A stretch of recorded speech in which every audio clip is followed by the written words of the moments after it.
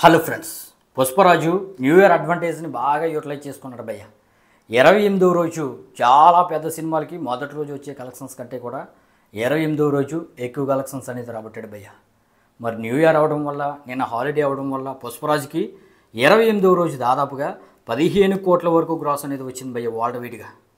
హిందీలో 10 కోట్ల వరకు గ్రాస్ వస్తే మన తెలుగు రాష్ట్రాల నుండి 3.5 కోట్ల వరకు గ్రాస్ వచ్చింది. అలాగే 2 కోట్ల వరకు షేర్ వచ్చింది. మరి ఈ విధంగా రెండు తెలుగు రాష్ట్రాల్లో ఇప్పటి వరకు 220 కోట్ల వరకు షేరు, అలాగే 336 కోట్ల వరకు గ్రాస్ వచ్చింది. మరి ఇక్కడ బ్రేక్ ఈవెన్ టార్గెట్ 215 కోట్లు, రెండు తెలుగు రాష్ట్రాలు, టాలీవుడ్ అంతా కలిపి. అంటే ఎప్పటి వరకు టాలీవుడ్ నుండి 5 కోట్ల ప్రాఫిట్ అనేది పుష్పరాజ్ అందుకున్నాడు భయ్య. అలాగే ఓన్లీ నైజాం నుండి 100 కోట్ల పైన షేర్ మార్క్ అందుకుని RRR తర్వాత నైజాంలో 100 కోట్ల పైన షేర్ కలెక్షన్స్ రాబట్టిన సినిమాగా ఈ మూవీ అయితే నిలిచింది భయ్య. ఇక యాజ్ యూజువల్గా భయ్య కర్ణాటక నుండి అయితే ఒక 122 కోట్ల వరకు గ్రాసు, అలాగే 53 కోట్ల వరకు షేర్ వచ్చింది. మరి కర్ణాటకలో జరిగిన బిజినెస్ 32 కోట్లు కాబట్టి 21 కోట్ల వరకు ప్రాఫిట్ వచ్చింది. ఇక తమిళనాడులో బిజినెస్ అనేది 52 కోట్ల వరకు జరిగింది భయ్య.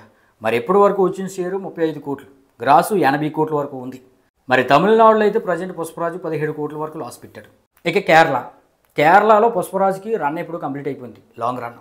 మరి ఇక్కడ జరిగిన బిజినెస్ 20 కోట్లు, మరి ఎప్పటి వరకు వచ్చిన షేరు 8 కోట్లు మాత్రమే. అంటే ఇక్కడ 12 కోట్ల లాస్ అనేది పుష్పరాజు పెట్టాడు అనమాట. ఇక హిందీ భయ్య, హిందీలో అయితే విలయతాండం చేస్తున్నాడు పుష్పరాజు. హిందీలో పుష్ప మూవీకి 200 కోట్ల వరకు బిజినెస్ జరిగితే ఎప్పటి వరకు వచ్చిన షేరు 372 కోట్లు. అలాగే ఈ పుష్ప యొక్క ఓన్లీ హిందీ వర్షన్ 1000 కోట్ల మార్క్ అనేది టచ్ చేస్తుంది భయ్య. అంటే వరల్డ్ వైడ్గా హిందీ వెర్షన్లో రిలీజ్ అయిన ఈ పుష్ప 2 రాబట్టిన కలెక్షన్స్ ఇప్పటి వరకు 1000 కోట్ల పైమాట. ఇదైతే ఆల్ టైమ్ రికార్డ్ అని చెప్పవచ్చు.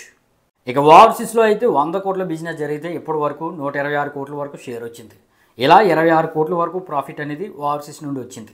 ఇక ఓవరాల్గా భయ్య పుష్ప 2కి 620 కోట్ల వరకు బిజినెస్ జరిగితే మరి ఎప్పటి వరకు వచ్చిన షేరు 813 కోట్లు, గ్రాసు 1700 కోట్లు. ఇక ట్రేడ్ ప్రకారం కూడా పుష్పరాజ్ అయితే 1700 కోట్ల మార్క్ అయితే టచ్ చేసేసాడు భయ్య. ఇక మేకర్స్ ప్రకారం అయితే నియర్లీ 1800 క్రోర్స్ అనమాట.